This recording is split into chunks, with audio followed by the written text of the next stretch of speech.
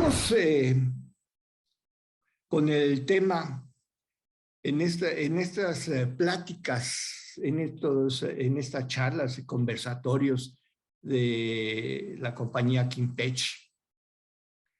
Y decíamos, vamos a continuar lo que iniciamos el mes pasado sobre lo que es tratamiento, diagnóstico y tratamiento de clases 3 en ortodoncia. Muy bien. La vez anterior habíamos hablado de los conceptos generales, de lo que nosotros debemos de tener conocimiento de las distintas características que presentan este tipo de maloclusión. Y hablábamos específicamente también de la clasificación que en este caso nos proporcionó el doctor Yarabak con sus características de cada uno de ellos. El día de hoy hablaremos con ustedes, estaremos comentando acerca de lo que es el diagnóstico diferencial en maloclusión de clase 3 desde el punto de vista ortodóntico. Y con esta situación, iniciemos entonces con el concepto de lo que es diagnóstico. Y como ustedes bien lo saben, viene de las palabras griegas, dia que es a través de, o parte de, y gnosis, que es conocer o conocimiento. Entonces, podemos nosotros definir el término de diagnóstico como separar cosas o personas en grupos para fines de descripción, estudio o acción. Ahora bien, eso es diagnóstico. Diagnosticar, el concepto, es conocer a los pacientes por virtud de lo que dicen acerca de su enfermedad. Esto quiere decir los síntomas que el paciente refiere. Y aquí podemos nosotros estar considerando de que probablemente él está adaptado a este tipo de maloclusión, pero que empieza a tener situaciones de rechazo de la sociedad misma, de las relaciones con las personas que están cerca de él, comunicándole las diferencias que puede ellos ver en nuestros pacientes con respecto a las características físicas craneofaciales de ellos mismos. Además, puede haber también algunas situaciones en donde ellos comenten acerca de algunas situaciones de molestias, algunos conceptos en donde no se sienten a gusto. Volvemos a lo mismo con las características faciales y esto nos los deben ellos de estar comentando. Bien saben ellos, o si no, los padres sobre todo, la situación de que nuestras relaciones de las arcadas dentarias, normalmente sabemos nosotros que como padres de familia o como sobrinos o como tíos podemos decirles, oye, tú estás mordiendo al revés, tú no muerdes como todos los demás con los dientes de arriba hacia adelante de los de abajo. Y esto puede aparecer desde muy temprana edad, o los padres darse cuenta que de repente llegan al consultorio junto con el niño de edad muy temprana y nos dice, fíjese doctor que fulanito pues muerde al revés, muerde al revés con los dientes de abajo hacia adelante y eso de repente sucedió. Y estos datos, doctoras, doctores, siento yo que son importantes porque en muchas ocasiones pueden tener una buena relación en sus dientes anteriores, y de un día a otro pueden modificarse a una relación de mordida cruzada anterior. Entonces, probablemente al otro día los padres no se den cuenta de esta misma situación y pueda continuar un tiempo determinado con el niño de temprana edad, llevando a una relación de mordida cruzada anterior. Esto puede entonces alterar con el tiempo la erupción continua de nuestros dientes, y sabemos nosotros que en muchas ocasiones esta relación de mordida cruzada anterior es provocada por contactos prematuros que se forman y sobre todo se presentan en los caninos inferiores, y esto vaya a provocar entonces que nuestros pacientes de temprana edad proyecten entonces su mandíbula y logren una mordida cruzada anterior.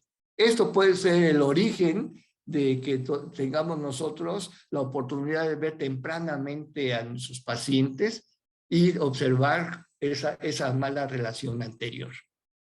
Para nosotros entonces es importante el que los mismos pacientes nos comenten cuáles son los efectos que se están presentando en ellos con respecto a la relación que tenemos inversa en nuestras situaciones dentarias primeramente, ¿verdad? Diagnosticar en un segundo concepto será conocer a los pacientes por virtud de las diversas manifestaciones que la enfermedad produce en su ser físico. Esto es relacionado a los signos, y esto es que nosotros en el aspecto de estar inspeccionando físicamente tanto las características extraorales como intraorales, pues vamos a tomar en cuenta también las características craneofaciales de nuestros pacientes en primera instancia al estar comunicándonos con ellos, y también estaremos viendo el balance o el imbalance o desbalance que se presentan tanto en el sentido vertical como en el sentido horizontal y también en el sentido sagital de las características faciales de nuestros pacientes. Podemos nosotros estar detectando probablemente hipoplasia de la zona del tercio medio de la cara, o podamos estar observando una disminución en la altura del tercio medio, o viceversa, un aumento de ese tercio inferior. Y también sagitalmente podemos estar observando a nuestros pacientes con el perfil característico que presenten ellos clase 3.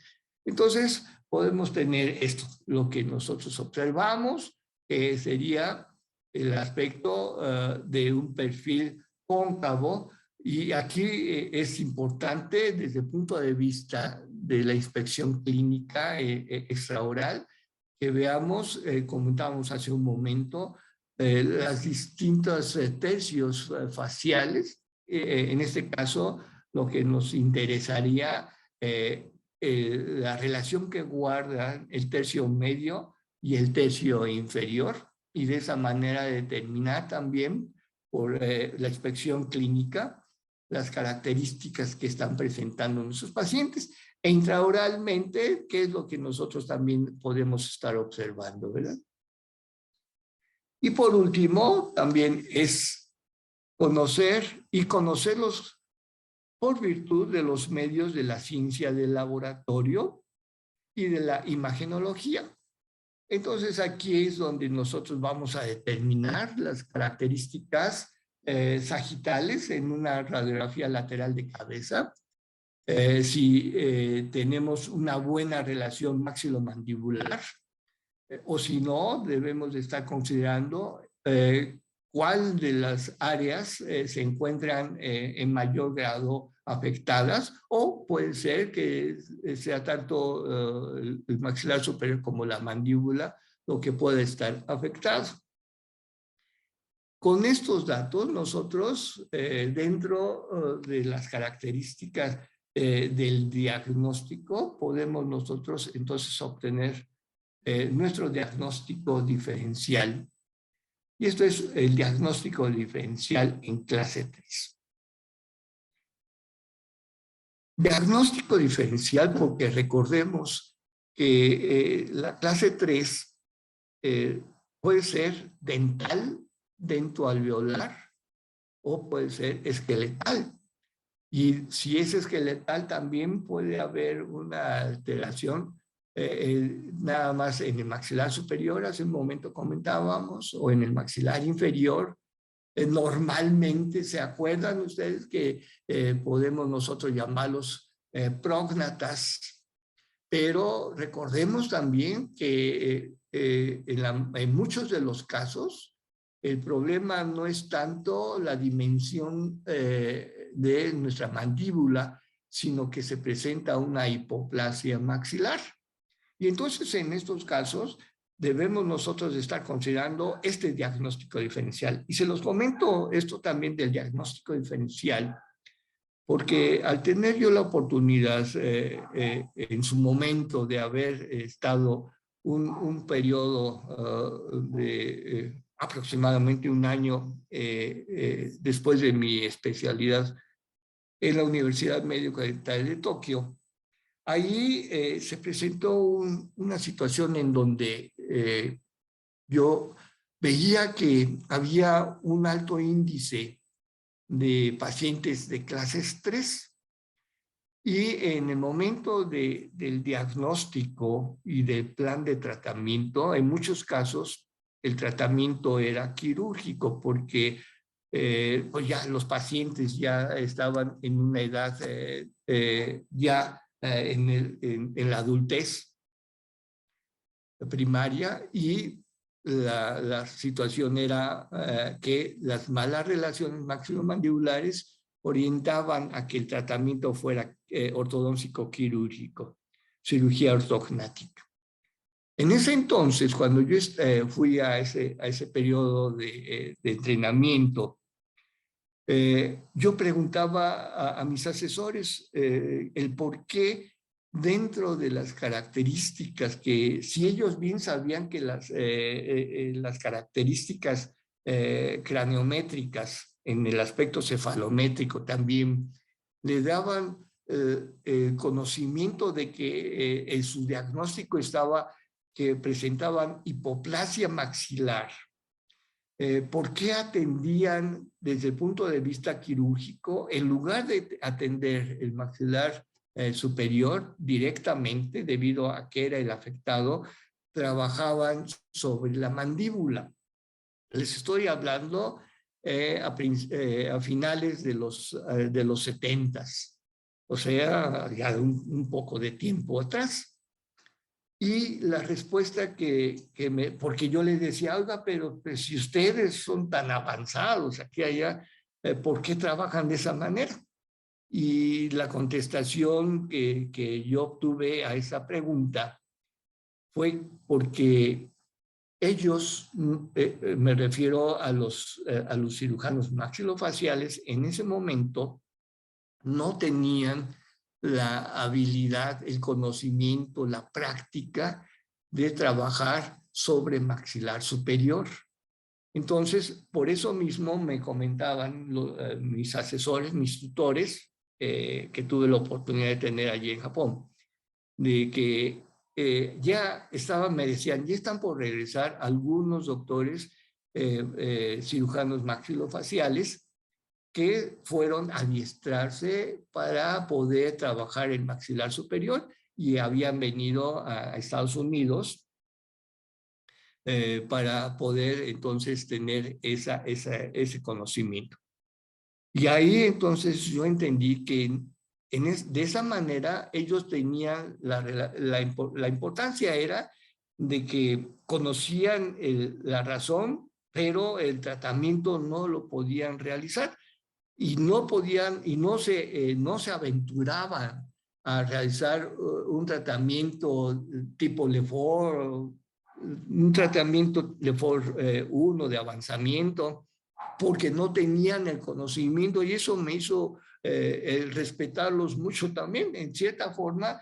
Primero les decía, pues cómo es posible si saben por qué no lo hacen, pero después entendí el punto de clínico de ellos, porque no podían trabajar en algo que no conocían.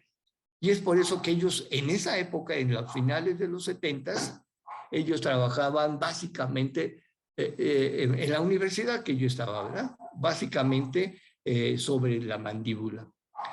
Aquí por eso es que para mí es importante el llegar al concepto de un buen diagnóstico, porque ellos tenían un buen diagnóstico diferencial y sabían dónde estaba el problema, pero su plan de tratamiento era el que se diferenciaba, aunque ellos como ortodoncistas en el área que yo estaba sabían cómo hacerlo, era teórico, porque el cirujano, la otra contraparte del tratamiento, los cirujanos todavía no tenían ese entrenamiento, entonces estaban limitados a esta situación.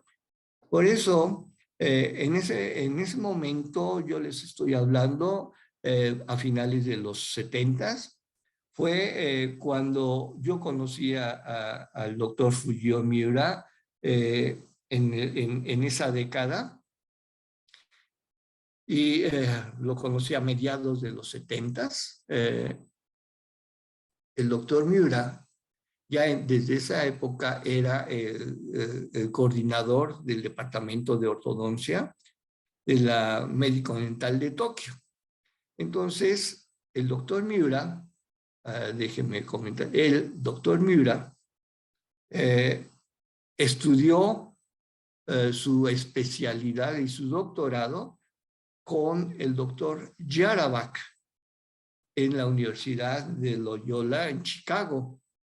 Entonces, de ahí que el doctor Miura fue alumno del doctor Yarabak, y el doctor Yarabak era más o menos de la época de los pilares de los años 60 de la ortodoncia mundial, y era entonces contemporáneo del doctor Ricketts, que es el doctor Robert Ricketts. Y entonces de esa manera ellos fueron mis maestros. Fue el doctor Ricketts que tuve la oportunidad también de tener el tiempo suficiente para poder tener algunos cursos que tomamos con el doctor en México. El doctor Yarabak también tuvimos la oportunidad de tenerlo varias ocasiones, y pudimos tener la experiencia y el conocimiento del doctor Yarabak en México. Y el doctor Miura, aunque únicamente fueron sus presentaciones en congresos, también yo tuve la oportunidad de tener casi un año pues la tutoría, parte de la tutoría que tuve fue del doctor Miura.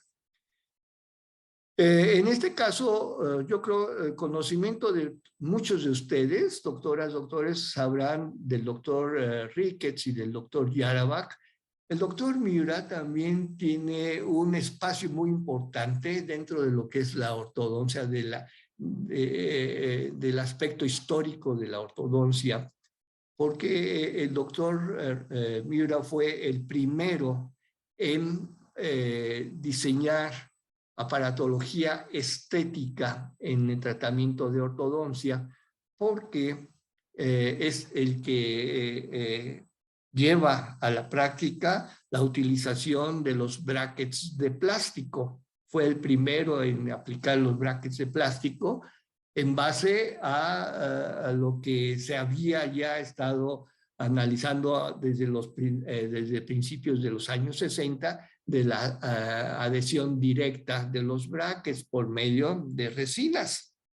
Entonces, el doctor Miura tenía bajo su tutela entonces sus investigaciones primeramente de los brackets de plástico, que duraron muy poco porque se vio que tenía muchos desgastes, eran muy friccionantes y tenía muchos detalles, pero fue el primero en presentar estas características, y recordemos nosotros que en la actualidad muchos de los tratamientos que llevamos nosotros a partir de los años 80 se iniciaron, o los pacientes fueron tomando en cuenta ya la edad, porque ya los adultos empezaron a incursionar en hacerse tratamientos de ortodoncia, debido a que empezaron a aparecer este tipo de materiales estéticos, que era lo que más provocaba el hecho de no realizar un tratamiento de ortodoncia. Entonces, fue la evolución, es parte de la historia. Algún día podremos nosotros estar platicando un poco más de mi época, que siento yo que fue también interesante, al igual que la época que yo viví, la vida en sí, que fueron los años 60 y 70 aquí en México. Bien, bueno, pero eso ya es otro cuento, ¿verdad? Como decimos nosotros aquí en México. Ahora bien, dentro de lo que es el diagnóstico diferencial, doctoras, doctores, específicamente en clases 3, en maloclusión de clase 3, desde mi punto de vista, debemos nosotros de conocer desarrollo y crecimiento. Debido a que muchos de los casos, sabemos en la actualidad, que muchos de los casos de clase 3, si nosotros podemos iniciar tempranamente el tratamiento, o sea, detectamos un problema y lo iniciamos lo más temprano posible, entonces podemos nosotros en muchas ocasiones, con un buen diagnóstico diferencial, poder evitar en un futuro el hecho de que tengamos nosotros la necesidad de que el plan de tratamiento que podamos nosotros darles a ellos ya en la adultez fuese únicamente la cirugía ortognática. Nosotros entonces, con el proceso de esto del día de hoy y la próxima ocasión que tengamos la oportunidad de platicar de tratamientos en clases 3, veremos que en la actualidad tenemos alternativas que antes necesitábamos nosotros de mucho tiempo y conocimiento de desarrollo y crecimiento, pero de la aplicación de las fuerzas. Y de ahí entonces es importante el hecho de desarrollo y crecimiento, el conocimiento, ¿verdad? Y esto de desarrollo y crecimiento, como si es que ustedes me hicieron el favor de escucharme la vez anterior, debemos nosotros de obtener o saber la clasificación misma de la maloclusión de clase 3. Y si nosotros conocemos desarrollo y crecimiento, y ya hemos estado comentando hace un momento de que entre más temprano nosotros empecemos a actuar desde el punto de vista clínico, entonces podremos nosotros evitar muy probablemente tratamientos más extensos, como podríamos estar hablando de cirugías ortognáticas. Pero para eso nosotros, si recordamos la clasificación, sabremos nosotros que esta clasificación podemos, decía hace un momento, dividirlas en parafuncionales, en dentales, dentoalveolares y esqueletales, y combinadas. Entonces, debemos nosotros, primeramente, de tener ese conocimiento básico. Es por eso que, en lo particular, las charlas que tengo con ustedes, mi interés es no exclusivamente el aspecto mecánico, sino tratar de expresarme con ustedes para poder conocer el aspecto básico, o sea, el diagnóstico en ellos. Las características, decíamos, debemos de conocer los aspectos esqueletales, definir si tenemos un maxilar hipoplásico o un maxilar normal, o si tenemos una mandíbula normal o una mandíbula hiperplásica, y qué combinación tenemos nosotros dentro de cada uno de los pacientes. Por eso, en este caso, estamos llamando individualización técnica ortodóntica, porque desde muchos años atrás, muchos de los ortodoncistas, yo me considero uno de ellos, estamos pensando en la individualización, o sea, sabemos nosotros que estamos nosotros individualizando a cada uno de nuestros pacientes. Sabemos que todos nuestros pacientes son diferentes. Sabemos nosotros que existen determinadas características de las maloclusiones, en este caso en clase 3, que pueden estar determinadas ya sean esqueletales y dentales o dentoalveolares parafuncionales. Sí, ya sabemos todo esto, pero nos hace falta otro aspecto para mí importante. Tenemos el conocimiento y sabemos nosotros del diagnóstico diferencial, pero estamos hasta cierto punto todavía muy limitados en el aspecto mecánico, no tanto en la aparatología. Yo insisto, tenemos nosotros en la actualidad materiales muy interesantes, trabajamos nosotros como ortodoncistas, pero tenemos distintos tipos de prescripciones de aparatología ortodóntica, de brackets, pero aquí no se está individualizando lo que nosotros ya tenemos conocimiento en diagnóstico individual. Esto es lo que nos hace, o pienso yo que nos hace falta. Tenemos nuestro diagnóstico diferencial y tenemos nuestra aparatología, pero todavía nos hace falta un enlace que realmente una los avances que tenemos, tanto en un lado como en otro, para que este enlace, esta cadena que nos hace, este eslabón que nos hace falta del enlace, sea mucho más fuerte y realmente la aparatología que tengamos nosotros en este momento o la que podamos tener en el futuro, realmente sea individualizada, o sea, lo que necesita cada uno de nuestros pacientes, porque en la actualidad, desde mi punto de vista, solamente tenemos estándares, o sea, tenemos una aparatología estandarizada que puede ser para hombres o para mujeres, pero pues a fin de cuentas son una sola para pacientes que son, insisto, mujeres u hombres, o también tenemos una misma aparatología, dependiendo de la técnica que ustedes lleven, si es para extracciones o no es, o es para expansión exclusivamente.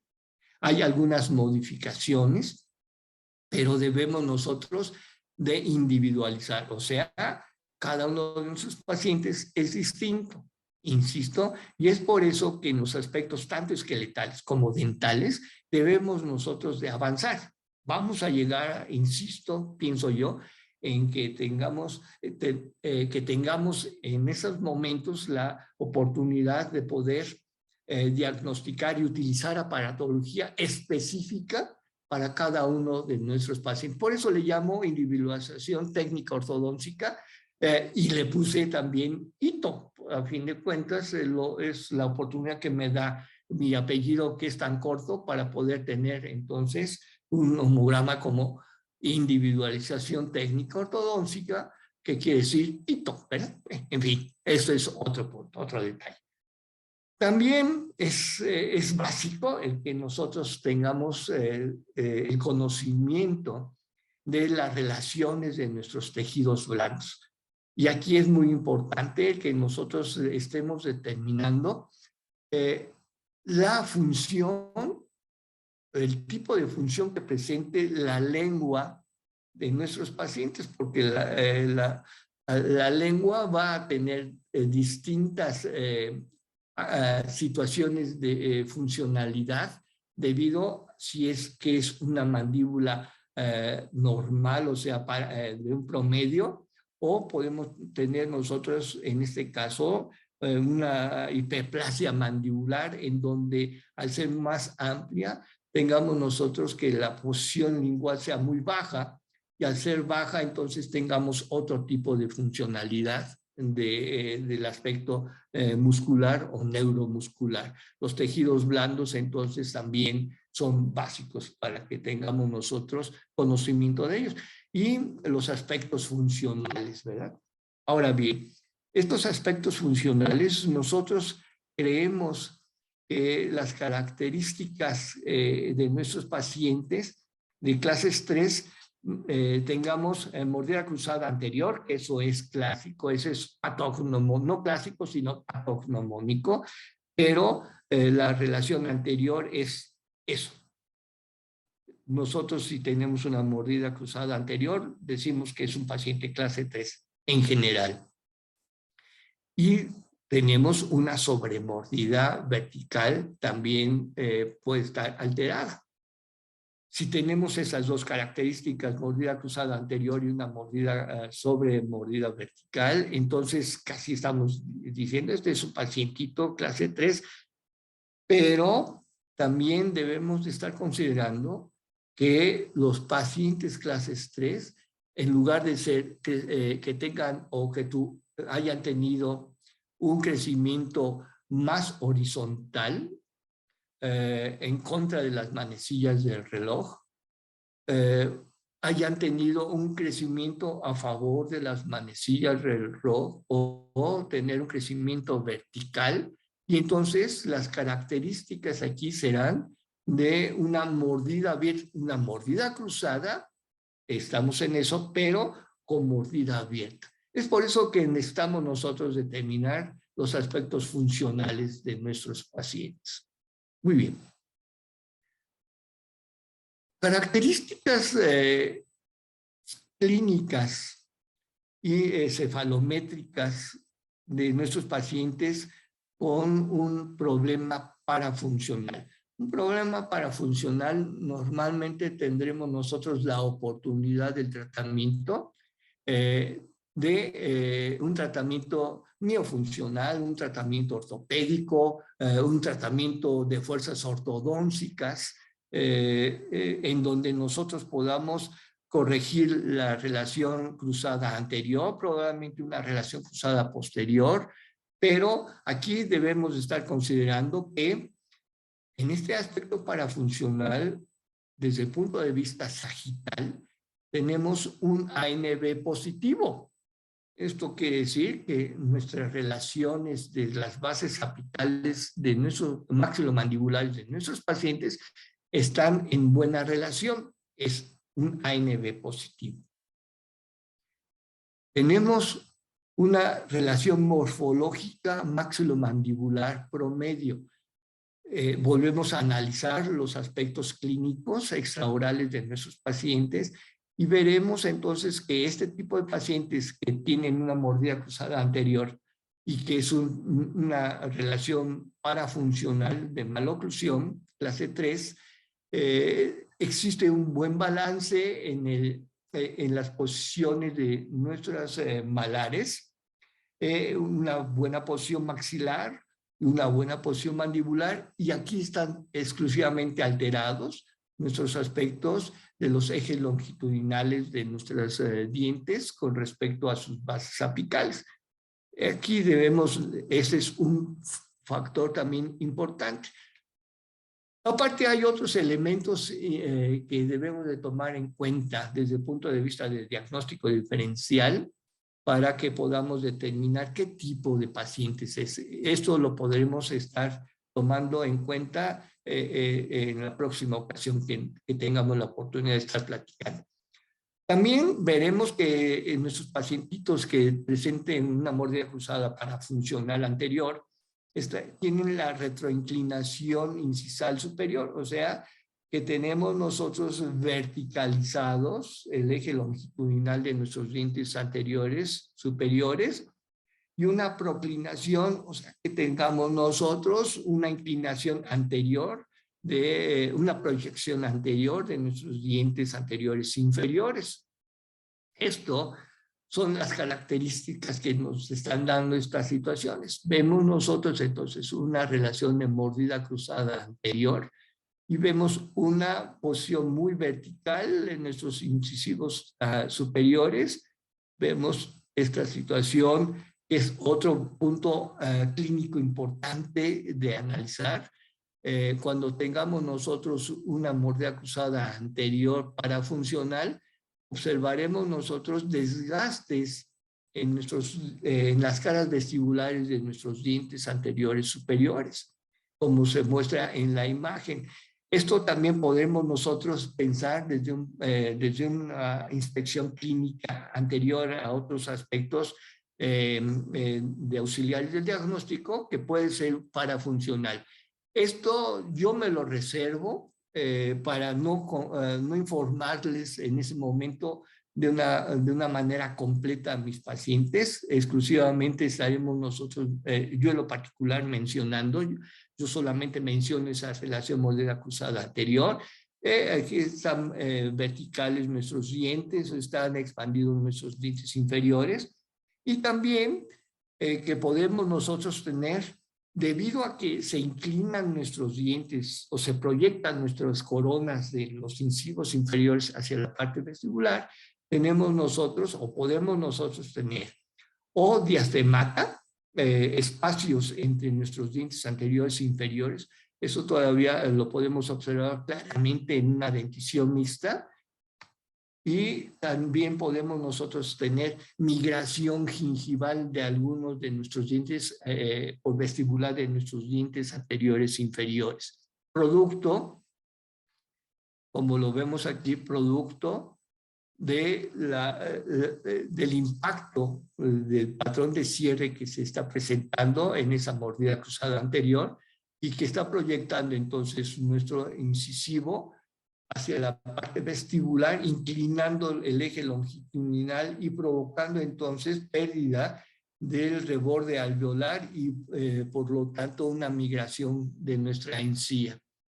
Esto es importante entonces atender desde el punto de vista clínico lo más temprano posible este tipo de maloclusión de mordida cruzada anterior para funcionar. Y por último, el perfil que nuestros pacientes presentan este tipo de problemática, que puede ser un perfil recto o ligeramente cóncavo.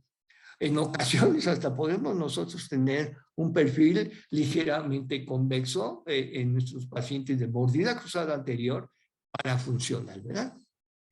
Y ahora, desde el punto de vista esqueletal, podemos nosotros tener esas características. Tenemos definitivamente un ANB negativo. Aquí debemos determinar si es el maxilar superior desde el punto de vista sagital, si es el maxilar superior o es el maxilar inferior el que esté afectado o una combinación de maxilomandibular. La relación morfológica maxilomandibular está alterada. Podemos nosotros tener alteración cuando tengamos nosotros hipoplasia, como en este caso podemos tener hipoplasia del maxilar superior y tenemos una hiperplasia del maxilar inferior, y aquí entonces tenemos alterado todo lo que serían los 2 tercios inferiores de nuestra cara. Esto nos puede dar una indicación desde el punto de vista clínico que tenemos este tipo de problemas. Es esqueletal, ¿no? La proclinación incisal superior, o sea, que de una manera inversa. Entonces yo tengo una hipoplasia sagital del maxilar superior, en lugar de estar en esta zona, tenemos una disminución de proyección anterior en nuestro maxilar superior, y además es una proclinación, una inclinación mayor del eje longitudinal de nuestro diente superior y una retroclinación inferior una retroclinación del incisivo inferior, o sea, una proyección del eje longitudinal, sobre todo el borde incisal más hacia la parte vestibular, y podemos nosotros tener, comentábamos, como en la imagen superior, una relación de hiperplasia mandibular. Esto de tener nosotros en este tipo de combinado, de problema de clase 3 combinado con hipoplasia maxilar e hiperplasia mandibular, la relación que podemos nosotros tener probablemente que la sobremordida horizontal, que es mordida cruzada, no sea tan amplia desde el punto de vista que tengamos un espacio mayor entre lo que sería la cara vestibular de los superiores y la cara lingua de los inferiores, debido a un proceso de adaptación mismo del organismo. Esto no clínicamente nos puede estar sugiriendo esa situación, pero desde el punto de vista de las relaciones del espacio de maxilomandibulares, solamente por medio radiográfico, como saben todos ustedes, podemos nosotros conocerla, ¿verdad?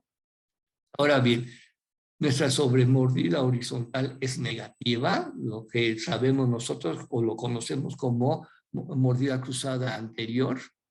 Y les comentaba, podemos nosotros presentar apiñamiento anterior, ya sea en el ejemplo superior, podemos tener nosotros ese apiñamiento anterior eh, eh, es en el segmento anterior inferior, o podemos no tenerlo. Y esto también nos puede dar cierta característica de morfológica de nuestros maxilares, tanto del maxilar superior como inferior, y poder reconocer si podemos nosotros tener en cada uno de nuestros pacientes características morfológicas maxilares que sean de un promedio, o que tengamos nosotros disminución o una hipoplasia maxilar, y de una manera inversa, de que tengamos nosotros cierta hipoplasia mandibular en nuestras características morfológicas, y tengamos nosotros entonces una consecuencia de carácter de apiñamiento. Entonces, es para nosotros importante el concepto clínico de saber en qué estamos nosotros o qué vamos nosotros a hacer de nuestros pacientes el tratamiento. Y desde el punto de vista de perfil, tenemos un perfil cóncavo, pero esto no necesariamente es en todos los pacientes que presenten problemas esqueletales, porque hay pacientes que tienen problemas de mordida cruzada anterior, una situación también de que tengamos nosotros un perfil, en lugar de ser cóncavo, lo podemos nosotros tener recto, y esto es debido a que tengamos nosotros una mandíbula de dimensiones de un promedio, pero tengamos nosotros una hipoplasia del maxilar superior y no nos esté dando esas características que aparentemente nosotros las ubicamos normalmente como pacientitos clase 3 esqueletal. Y este caso es porque en estas situaciones tenemos el perfil cóncavo debido a la proyección anterior mayormente de nuestra mandíbula. Por eso mismo es importante estos datos.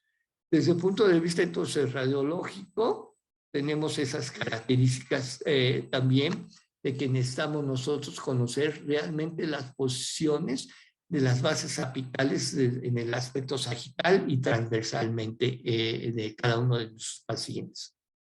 Ahora bien, estos datos que nosotros hemos estado comentando lo podemos apoyar desde el punto de vista, insisto, de un análisis cefalométrico. Y existe también un apoyo de algunos análisis que se han utilizado para determinar si este paciente, el problema que presenta es parafuncional o es esquelético. Y uno de ellos es aquel en donde se le toman dos radiografías, una en oclusión, dos radiografías laterales, ¿sí? Una en oclusión y una en descanso. Y entonces vamos a observar la diferencia que hay entre el plano que pueda estar, que sea tangente a los dos bordes incisales, tanto cuando está en oclusión o cuando está en descanso, y esa tangente que va a ser hacia los bordes lo vamos a proyectar hacia lo que sería nuestro plano de la base craneal anterior. Y entre más se abra o entre menos se abra, esto nos puede dar conocimiento de que tenemos nosotros un problema esqueletal o podemos tener un problema parafuncional. Si lo tenemos parafuncional, entonces en lugar de que esta línea sea más oblicua, la vamos a tener más vertical porque no tenemos ningún contacto que provoque un desplazamiento anterior mandibular y viceversa. Entonces, de aquí que tengamos esta situación. Y por eso, ahora desde el punto de vista clínico, también podemos nosotros apoyarnos, como es el caso de que podamos nosotros manipular a nuestras mandíbulas, y si nosotros al estar manipulando nuestras mandíbulas logramos que nuestro paciente llegue a un borde a borde sin dificultad, esto nos da como un dato interesante en donde podemos nosotros estar determinando que este paciente de mordida cruzada anterior es parafuncional. ¿Por qué? Porque llevamos nosotros de una manera fácil hacia un borde a borde de nuestros incisivos en este tipo de pacientitos. Debemos de estar considerando, insisto, las relaciones de puntos de contacto y debemos de observar si no tenemos nosotros algún punto de contacto que provoque que nuestro paciente protruya, y estos normalmente les comentaba es en los caninos inferiores temporales, que va a provocar entonces ese contacto prematuro con sus antagonistas y realicemos nosotros o nuestros pacientes provoquen su mordida cruzada anterior. Otro dato que tomo yo en particular para determinar un caso clínico de mordida cruzada anterior para funcional será que puede ser que tengamos nuestro paciente pueda tener o una relación canina clase 1 o una relación canina clase 3. Pero en el momento, insistimos, de estar manipulando la mandíbula, podemos estar observando si se presentan contactos prematuros o si existe esa situación de desplazamiento anterior provocado por algunas relaciones o malas relaciones de nuestros dientes anteriores. Desde el punto de vista esqueletal, entonces decíamos que podemos nosotros determinar si es un plano, si es tangente a nuestros bordes incisales, y si es muy vertical, eso nos puede estar indicando que estamos ante un pacientito clase 3. Y aquí tenemos las características. Si es un paciente clase 3 esqueletal, pero si queremos nosotros el tratamiento camuflarlo nada más y que no sea intervención quirúrgica, entonces podemos nosotros estar viendo si al manipularlo podemos llevar un borde a borde. En nuestra relación canina, en este caso, podemos nosotros llevar un borde a borde, y si, aunque tengamos nosotros relación clase 3 molar y relación clase 3 canina mayor a 3 milímetros y logramos nosotros un borde a borde, podemos tener cierto parámetro para poder nosotros llevar un tratamiento camuflado nada más, o sea, ya sabemos que los problemas pueden ser esqueletales, pero podemos evitar la cirugía. La diferencia del ángulo ANB no mayor a 2 grados, y podemos nosotros tener que la hipoplasia del maxilar y de los malares no sea muy notoria, como en este caso del joven que tenemos aquí. La hiperplasia mandibular no exceda en demasiado a la base craneal anterior, y el ángulo goniaco inferior no exceda de 85 grados. Más en la próxima ocasión que nos veamos, estaremos determinando más claramente desde el punto de vista cefalométrico y clínico cómo es que tenemos nosotros esas características y determinamos este cuestionamiento. Ahora bien, si ya tenemos nosotros que es al manipular no podemos llevarlo borde a borde, o si lo podemos llevar borde a borde, como es ese paciente, pero aunque nosotros camuflemos el tratamiento desde el punto de vista dentoalveolar, no vamos a poder modificar mucho las características extraorales de nuestros pacientes. Podemos nosotros tener más de 3 milímetros de clase 3 canina, el SNA esté aún disminuido o el ángulo SNB se encuentre muy aumentado, o una combinación de estas situaciones.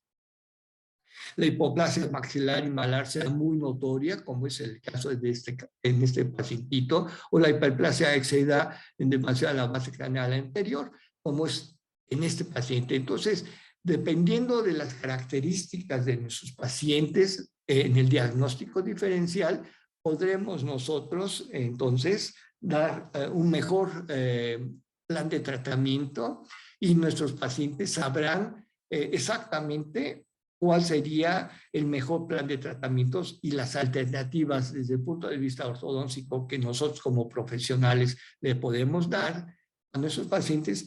Será una forma más fácil de que ellos tomen una decisión y podemos nosotros realizar un mejor tratamiento para ellos. Muy bien, entonces, si ustedes gustan en acompañarnos la próxima ocasión, estaremos hablando de tratamientos específicos y decirles el por qué llegamos a un diagnóstico y por qué hicimos el plan de tratamiento.